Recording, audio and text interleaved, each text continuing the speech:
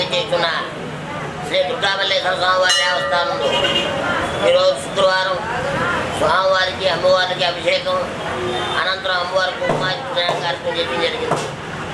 అలాగే ఈ యొక్క అమ్మవారి ఆలయనందు ప్రతి శుక్రవారం కూడా 10:30 నుంచి 12 గంటల దాకా ఉన్న రాహుకాల సమయంలో అత్యంతంగా రాహుకాల దీపాలు పెట్టడం జరుగుతుంది. ఈ యొక్క కార్యక్రమంలో కూడా అతి సంఖ్యలో భక్తులు పాల్గొని అమ్మవారి తీర్థ ప్రసాదం స్వీకరించారు. జయ దుర్గా అమ్మవారు.